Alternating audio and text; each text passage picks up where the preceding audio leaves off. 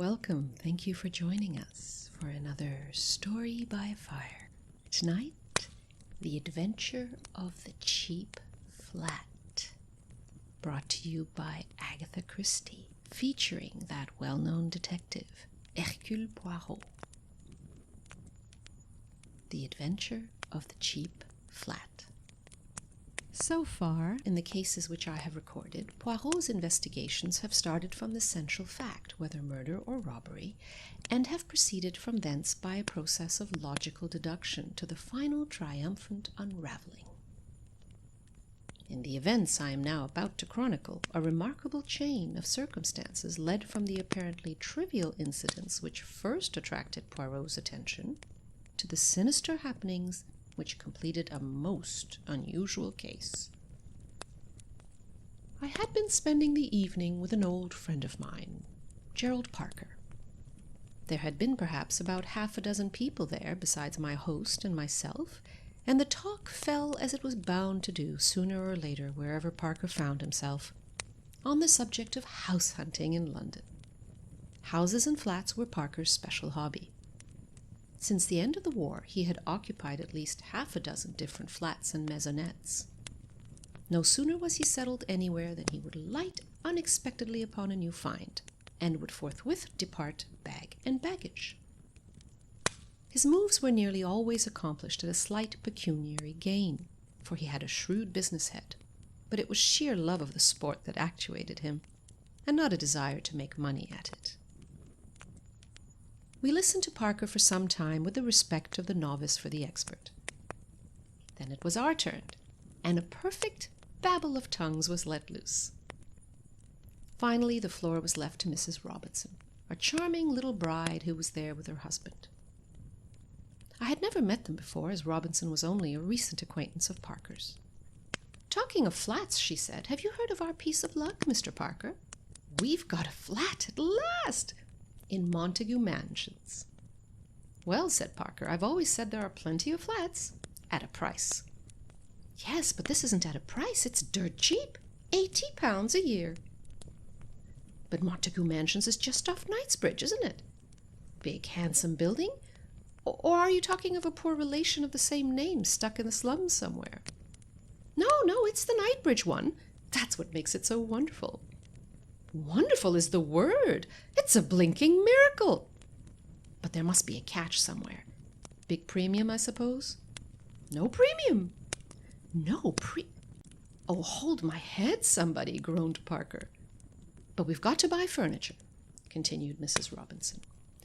"Ah," Parker burst out. "I knew there was a catch. For £50, and it's beautifully furnished." "Give it up," said Parker. "The present occupants must be lunatics with a taste for philanthropy." Mrs. Robinson was looking a little troubled. A little pucker appeared between her dainty brows. "It is queer, isn't it? You don't think that the place is haunted?" "Never heard of a haunted flat," declared Parker decisively. "No." Mrs. Robinson appeared far from convinced. "But there were several things about it all that struck me as, well, queer." "For instance?" I suggested. "Ah," said Parker, "our criminal expert's attention is aroused. Unburden yourself to him, Mrs. Robinson. Hastings is a great unraveler of mysteries." I laughed, embarrassed but not wholly displeased with the role thrust upon me. "Oh, not really queer, Captain Hastings, but when we went to the agents, Stosser and Paul, we hadn't tried them before because they only have the expensive Mayfair flats. But we thought at any rate it would do no harm. Everything they offered us was £400 and £500 a year, or else huge premiums. And then, just as we were going, they mentioned that they had a flat at 80, but that they doubted if it would be any good our going there, because it had been on their books some time, and they had sent so many people to see it that it was almost sure to be taken. Snapped up, as the clerk put it. Only people were so tiresome in not letting them know, and then they went on sending, and people get annoyed at being sent to a place that had perhaps been let some time." Mrs. Robinson paused for some much-needed breath, and then continued. "We thanked him, and said that we quite understood it would probably be no good, but that we should like an order all the same, just in case. and we went there straight away in a taxi, for after all, you never know. Number 4 was on the 2nd floor, and just as we were waiting for the lift, Elsie Ferguson, she's a friend of mine, Captain Hastings, and they are looking for a flat too, came hurrying down the stairs. "Ahead of you for once, my dear," she said. "But it's no good. It's already let." That seemed to finish it. But, well, as John said, the place was very cheap. We could afford to give more, and perhaps if we offered a premium? A horrid thing to do, of course, and I feel quite ashamed of telling you, but you know what flat hunting is. I assured her that I was well aware that in the struggle for house room, the baser side of human nature frequently triumphed over the higher, and that the well-known rule of dog eat dog always applied. So we went up, and would you believe it, the flat wasn't let at all. We were shown over it by the maid, and then we saw the mistress. And the thing was settled there and then. Immediate possession and £50 for the furniture. We signed the agreement next day, and we are to move in tomorrow. Mrs. Robinson paused triumphantly. "And what about Mrs. Ferguson?" asked Parker. "Let's have your deductions, Hastings." "Obvious, my dear Watson," I quoted lightly. "She went to the wrong flat." "Oh, Captain Hastings, how clever of you," cried Mrs. Robinson admiringly. "I rather wish Poirot had been there. Sometimes I have the feeling that he rather underestimates my capabilities." The whole thing was rather amusing, and I propounded the thing as a mock problem to Poirot on the following morning. He seemed interested and questioned me rather narrowly as to the rents of flats in various localities. "A curious story," he said thoughtfully. "Excuse me, Hastings, I must take a short stroll." When he returned about an hour later, his eyes were gleaming with a peculiar excitement. He laid his stick on the table and brushed the nap of his hat with his usual tender care before he spoke. "It is as well, mon ami, that we have no affairs of moment on hand. We can devote ourselves wholly to the present investigation."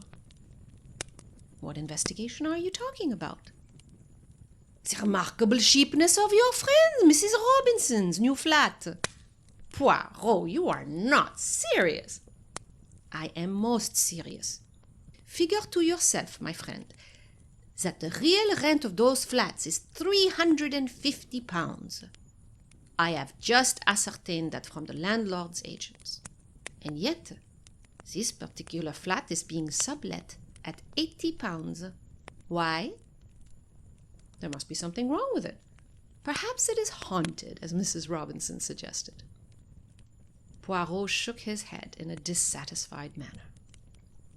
"Then again, how curious it is that her friend tells her the flat is let, and when she goes up, behold, it is not so at all." "But surely you agree with me that the other woman must have gone to the wrong flat. That is the only possible solution." "You may or may not be right on that point, Hastings. The fact still remains that numerous other applicants were sent to see it, and yet, in spite of its remarkable cheapness, it was still in the market when Mrs. Robinson arrived." "That shows there must be something wrong with it." "Mrs. Robinson did not seem to notice anything amiss. Very curious, is it not? Did she impress you as being a truthful woman, Hastings?" "She was a delightful creature." "Évidemment, since she renders you incapable of replying to my question. Describe her to me, then." "Well, she's tall and fair. Her hair's really a beautiful shade of auburn." "Always you have had a penchant for auburn hair," murmured Poirot. "But continue." "Blue eyes and a very nice complexion, and, well, that's all, I think," I concluded lamely. "And her husband?" "Oh, he's quite a nice fellow. Nothing startling. Dark or fair? Betwixt and between, and just an ordinary sort of face." Poirot nodded. "Yes, there are hundreds of these average men, and anyway you bring more sympathy and appreciation to your description of women. Do you know anything about these people? Does Parker know them well?" "They are just recent acquaintances, I believe." But surely, Poirot, you don't think for an instant. Poirot raised his hand. Tout doucement, mon ami. Have I said that I think anything? All I say is it is a curious story, and there is nothing to throw a light upon it. Except perhaps the lady's name. Hastings. Poirot interrupted me with a tremendous chuckle. Something seemed to be amusing him vastly. And Stella means a star, does it not? Famous. What on earth? And stars give light. Voila. Calm yourself, Hastings. Do not put on that air of injured dignity. Come, we will go to Montague Mansions and make a few inquiries. I accompanied him, nothing loath. The mansions were a handsome block of buildings in excellent repair. A uniformed porter was sunning himself on the threshold, and it was to him that Poirot addressed himself. Pardon, but could you tell me if a Mr. and Mrs. Robinson reside here? The porter was a man of few words, and apparently of a sour, suspicious disposition. He hardly looked at us and grunted out, "Number 4, second floor." "I thank you. Can you tell me how long they have been here?" 6 months. I started forward in amazement, conscious as I did so of Poirot's malicious grin. "Impossible!" I cried. "You must be making a mistake." 6 months. "Are you sure?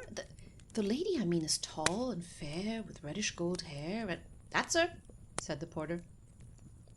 "Come in the Michaelmas quarter, they did. Just 6 months ago." He appeared to lose interest in us and retreated slowly up the hall. I followed Poirot outside. "Eh bien, Hastings?" my friend demanded slyly.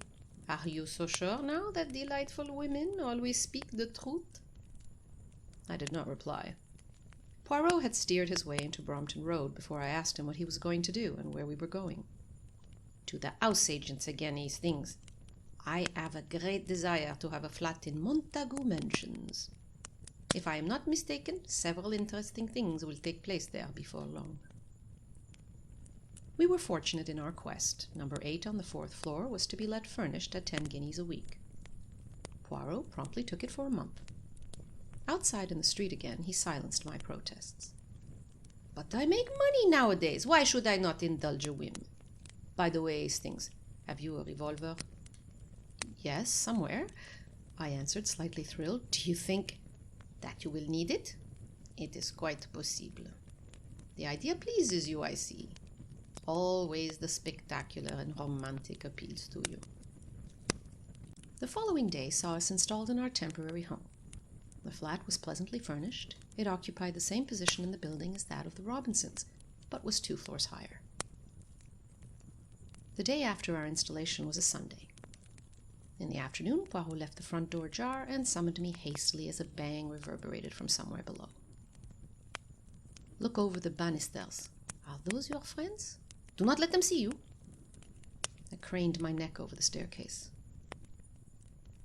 "That's them," I declared in an ungrammatical whisper. "Good. Wait a while." About half an hour later, a young woman emerged in brilliant and varied clothing. With a sigh of satisfaction, Poirot tiptoed back into the flat. "C'est ça. After the master and mistress, the maid, the flat should now be empty." "What are we going to do?" I asked uneasily. Poirot had trotted briskly into the scullery and was hauling at the rope of the coal lift. "We are about to descend after the method of the dustbins," he explained cheerfully. "No one will observe us. The Sunday concert, the Sunday afternoon out, and finally the Sunday nap after the Sunday dinner of England, le roast beef. All these will distract attention from the doings of Hercule Poirot. Come, my friend." He stepped into the rough wooden contrivance, and I followed him gingerly. "Are we going to break into the flat?" I asked dubiously. Poirot's answer was not too reassuring. "Not precisely today," he replied. Pulling on the rope, we descended slowly till we reached the 2nd floor. Poirot uttered an exclamation of satisfaction as he perceived that the wooden door into the scullery was open. You observe? Never do they bolt these doors in the daytime, and yet anyone could mount or descend as we have done.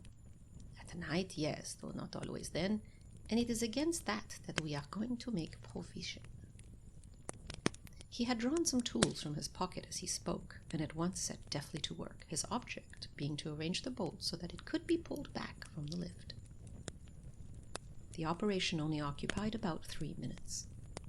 Then Poirot returned the tools to his pocket, and we reascended once more to our own domain. On Monday, Poirot was out all day, but when he returned in the evening, he flung himself into his chair with a sigh of satisfaction. Hastings, shall I recount to you a little history? A story after your own art, and which will remind you of your favorite cinema? Go ahead, I laughed. I presume that this is a true story, not one of your efforts of fancy? It is true enough. Inspector Japp of Scotland Yard will vouch for its accuracy, since it was through his kind offices that it came to my ears. Listen, Hastings. A little over 6 months ago, some important naval plans were stolen from an American government department. They showed the position of some of the most important harbor defenses, and would be worth a considerable sum to any foreign government. That of Japan, for example.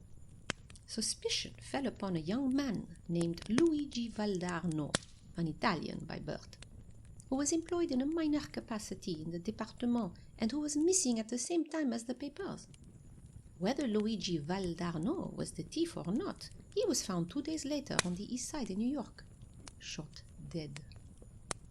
The papers were not on him. Now, for some time past, Luigi Valdarno had been going about with a Miss Elsa Hart, a young concert singer who had recently appeared and who lived with a brother in an apartment in Washington. Nothing was known of the antecedents of Miss Elsa Hart, and she disappeared suddenly about the time of Valdarno's death. There are reasons for believing that she was in reality an accomplished international spy who had done much nefarious work under various aliases. The American Secret Service, whilst doing their best to trace her, also kept an eye upon certain insignificant Japanese gentlemen living in Washington. They felt pretty certain that when Elsa Hart had covered her tracks sufficiently, she would approach the gentleman in question. One of them left suddenly for England a fortnight ago. On the face of it, therefore, it would seem that Elsa Hart is in England. Poirot paused, and then added softly, The official description of Elsa Hart is height 5'7", eyes blue, hair auburn, fair complexion, nose straight, no special distinguishing marks. Mrs. Robinson, I gasped. Well, there is a chance of it anyhow, amended Poirot. So, I learned that a swarthy man, a foreigner of some kind, was inquiring about the occupants of number 4 only this morning. Therefore, mon ami, I fear that you must forswear your beauty sleep tonight, and join me in my all-night vigil in the flat below. Armed with that excellent revolver of yours, bien entendu. Rather, I cried with enthusiasm. When shall we start? The hour of midnight is both solemn and suitable, I fancy. Nothing is likely to occur before then. At 12 o'clock precisely, we crept cautiously into the coal lift and lowered ourselves to the second floor. Under Poirot's manipulation, the wooden door quickly swung inwards, and we climbed into the flat. From the scullery, we passed into the kitchen, where we established ourselves comfortably in 2 chairs with the door into the hall ajar. Now we have but to wait, said Poirot contentedly, closing his eyes. To me, the waiting appeared endless. I was terrified of going to sleep. Just when it seemed to me that I had been thereabout, 8 hours, and had, as I found out afterwards, in reality been exactly 1 hour and 20 minutes, a faint scratching sound came to my ears. Poirot's hand touched mine. I rose, and together we moved carefully in the direction of the hall. The noise came from there. Poirot placed his lips to my ear. Outside the front door, they are cutting out the lock. When I give the word, not before, fall upon him from behind and hold him fast. Be careful. He will have a knife. Presently there was a rending sound, and a little circle of light appeared through the door. It was extinguished immediately, and then the door was slowly opened. Poirot and I flattened ourselves against the wall. I heard a man's breathing as he passed us.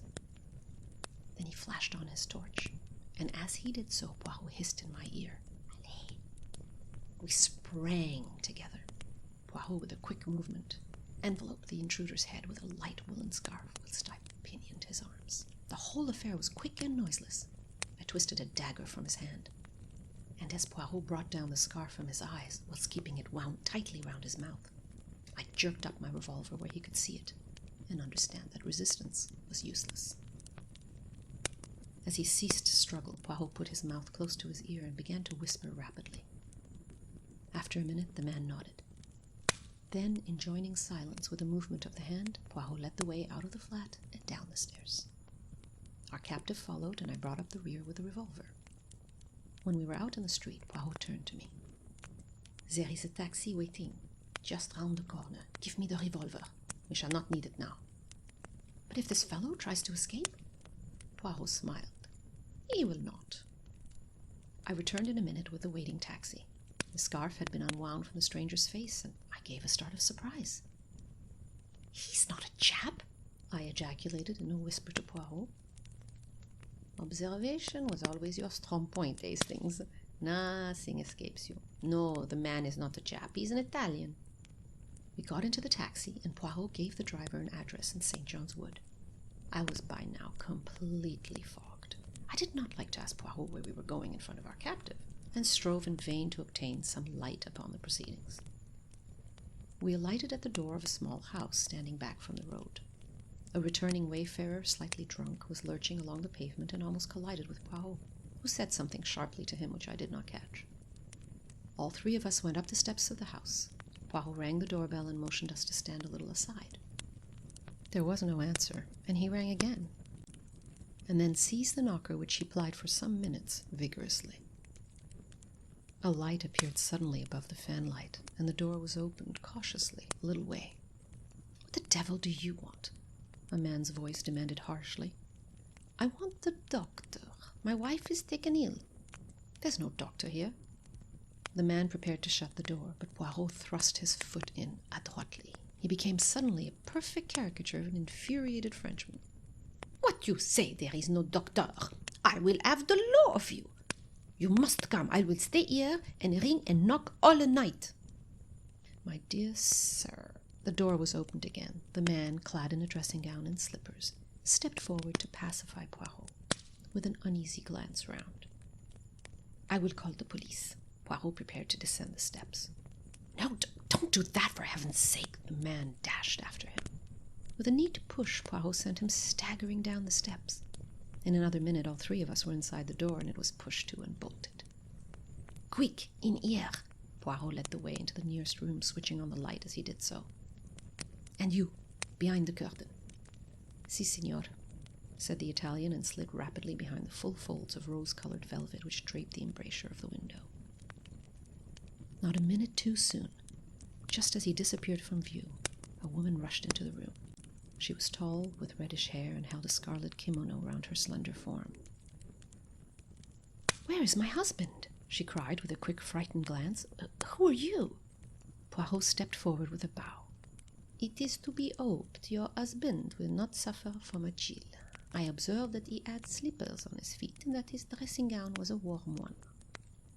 "Who are you? What are you doing in my house?" "It is true that none of us have the pleasure of your acquaintance, madame. It is especially to be regretted, as one of our number has come specially from New York in order to meet you." The curtains parted, and the Italian stepped out.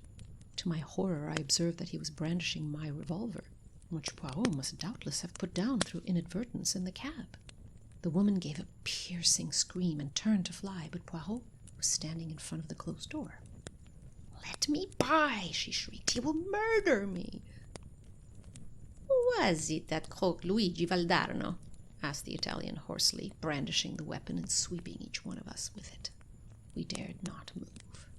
"My God, Poirot, this is awful. What shall we do?" I cried. "You will oblige me by refraining from talking so much, Hastings. I can assure you that our friend will not shoot until I give the word." "You's the sir of that, eh?" said the Italian, leering unpleasantly. It was more than I was, but the woman turned to Poirot like a flash. "What is it you want?" Poirot bowed. "I do not think it is necessary to insult Miss Elsa Hart's intelligence by telling her." With a swift movement, the woman snatched up a big black velvet cat which served as a cover for the telephone. "They are stitched in the lining of that."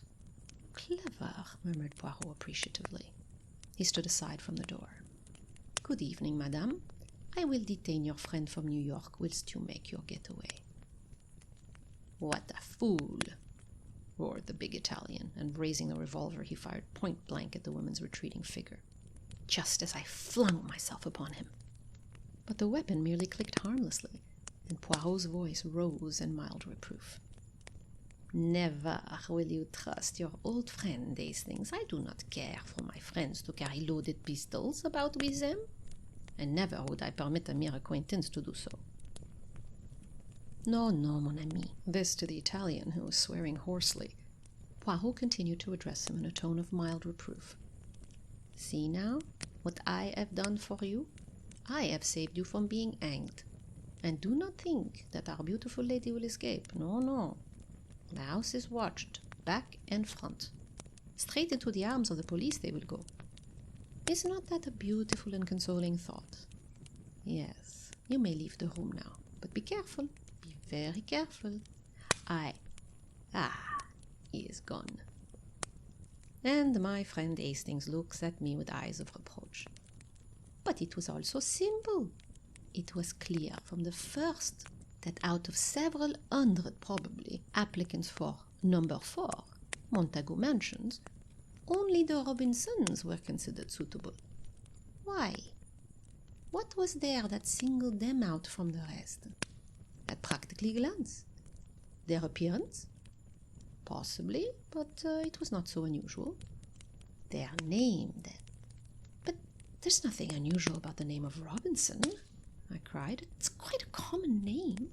"Ah, sapristi, but exactly. That was the point. Elsa Hart and her husband, or brother, or whatever he really is, come from New York and take a flat in the name of Mr. and Mrs. Robinson. Suddenly they learn that one of those secret societies, the Mafia or the Camorra, to which doubtless Luigi Valdarno belonged, is on their track. So what do? They hit on a scheme of transparent simplicity. Evidently they knew that their pursuers were not personally acquainted with either of them. What then can be simpler? They offer the flat at an absurdly low rental. Of the thousands of young couples in London looking for flats, there cannot fail to be several Robinsons. It is only a matter of waiting. If you will look at the name of Robinson in the telephone directory, you will realize that the fair-haired Mrs. Robinson was pretty sure to come along sooner or later. Then what will happen? The Avenger arrives. He knows the name, he knows the address, he strikes. All is over. Vengeance is satisfied, and Miss Elsa Hart had escaped by the skin of her teeth once more. By the way, Hastings, you must present me to the real Mrs. Robinson, that delightful and truthful creature. What will they think when they find their flat has been broken into? We must hurry back. That sounds like Jap and his friends arriving. A mighty tattoo sounded on the knocker. "How did you know this address?" I asked as I followed Poirot out into the hall. "Oh, of course, you had the first Mrs. Robinson followed when she left the other flat." "À la bonne heure, Hastings. You use your grey cells at last. Now, for a little surprise for Jap." Softly unbolting the door, he stuck the cat's head round the edge and ejaculated a piercing meow. The Scotland Yard inspector, who was standing outside with another man, jumped in spite of himself. "Oh, it's only Monsieur Poirot at one of his little jokes," he exclaimed, as Poirot's head followed that of the cat. "You have our friends safe and sound?" "Yes, we've got the birds all right, but they hadn't got the goods with them." "I see, so you come back to search. Well, I am about to depart with Hastings, but I should like to give you a little lecture upon the history and habits of the domestic cat." "For the Lord's sake, have you gone completely balmy?" "The cat," declaimed Poirot, "was worshipped by the ancient Egyptians. It is regarded still as a symbol of good luck if a black cat crosses your path. This cat crossed your path tonight, chap. To speak of the interior of any animal or any person is not, I know, considered polite in England, but the interior of this cat is perfectly delicate. I refer to the lining." With a sudden grunt, the second man seized the cat from Poirot's hand. "Oh, I forgot to introduce you," said Jap. "Monsieur Poirot, this is Mr. Burt of the United States Secret Service." The American's trained fingers had felt what he was looking for. He held out his hand, and for a moment speech failed him. Then he rose to the occasion. "Pleased to meet you," said Mr. Burt.